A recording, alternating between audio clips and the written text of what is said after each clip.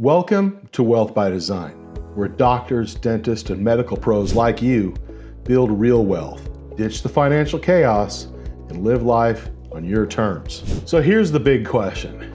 You're fresh out of med or dental school, especially dental grads and residents. You're probably wrestling with the big question. Should I buy a house while drowning in student loans? It feels like a tug of war between living your life and being responsible with your money. I'm Matt Funston, founder of SafeHaven Financial. Today, we're tackling that question through the story, the case study of Dr. Emily, a dentist with over $410,000 in student loans. She's making bank, but still feels broke. Her story will show you how to make decisions like buying a house with clarity, not stress. Dr. Emily was killing it on paper. $410,000 in student debt at 6 to 7% interest, $120,000 in savings, and around $96,000 in annual rental income from properties she did not want to touch. Her challenge? Pay off debt without draining your cash, while still having the confidence to live life, like maybe buying that dream home. Here's how we put the SafeHaven framework in action to help Dr. Emily make the call. First, we installed Pillar 1, a protection and reservoir system. We started with whole life insurance, a contract that protects her income and doubles as a cash flow reservoir. Instead of burning through savings to attack debt, she borrows against her policy to chip away at loans, while her money keeps growing inside. It's like having a financial safety net that works overtime. Next, Pillar 2. We give her cash flow clarity. Next, we tackled her cash flow. She had $2,250 a month in discretionary cash, but no system to manage it. We set up SafeHaven's Reservoir Automation System, a structure that plugs spending leaks and gives guilt-free control like a perfectly prepped treatment plan. Next is Pillar 3, our debt and wealth strategy. And here's where it gets juicy. We ran the numbers on 3 options. First option, the standard 10-year repayment. Pay $150,000 in interest, be debt-free in 10 years. Avalanche, throwing about $2,000 a month at it, gets her debt-free in 8 years, but with $94,000 interest. The SafeHaven Reservoir strategy, whole life plus automation, she pays $101,000 in interest and is debt-free in about the same time, but here's the difference. With the Avalanche, Emily would be debt-free faster, but every spare dollar would be tied up in loan payments. No flexibility, no liquidity. With the SafeHaven Reservoir strategy, she pays off her loans on the same 6-year timeline and builds a whole life policy projected to hit these milestones in cash value. At age 42, about 10 years in, $150,000 in cash. Age 52, 20 years in, she has $400,000 in cash value. At age 62, 30 years in, $850,000 in cash value. At age 72, about $1.6 million in cash value.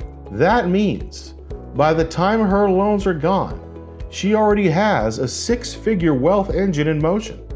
Her money keeps compounding even while she borrows against it for strategic loan chunks or real estate deals, which is what she wants to do. By mid-career, she has nearly $500,000 in her reservoir. By retirement age, she's sitting on over $1 million of liquid, tax-advantaged wealth that she controls. Instead of being debt-free and empty, she's debt-free and liquid, with an engine that builds security and opportunity for decades for her. That's the kicker. Debt-free is not the finish line. Debt-free with $1.6 million compounding in your reservoir by age 72 is. Lastly, Pillar 4, long-term freedom. Down the road, that same whole life policy becomes her personal bank for big moves, like maybe buying more real estate. She can borrow against it to fund investments while her core wealth grows, setting her up for like a Dune-inspired legacy-building mindset. Dr. Emily's action plan is this, and here's how Dr. Emily made it work. Step 1, keep up required loan payments while locking in her financial foundation. Step 2, enjoy life events like vacations or a new car with confidence, knowing her system supports them. Step 3, review retirement accounts and reallocate for efficiency. And lastly, step 4, set up a whole life policy and launch the Reservoir Automation System to streamline cash flow. Step 5, use her whole life policy to strategically chunk down loans while preserving liquidity. So the big lesson of house versus debt, should you buy a house while still in debt? Without a framework, it's a gamble. With the SafeHaven framework, like Dr. Emily used, you can decide with clarity. For her, the win was not just faster debt payoff. It was keeping her cash flow flexible, eliminating uncertainty, and building a wealth engine that grows for years. It is the difference between asking, "Can I afford this house?" and knowing, "This house fits my plan." So, if you're stuck choosing between a house and your loans, it's not about picking one or the other. It's about having a system that makes the choice clear. DM us the word strategy or tap the link in our bio. We will walk you through the SafeHaven framework so you can make big moves without the stress spiral. This is Wealth by Design. Real financial freedom is not house versus debt.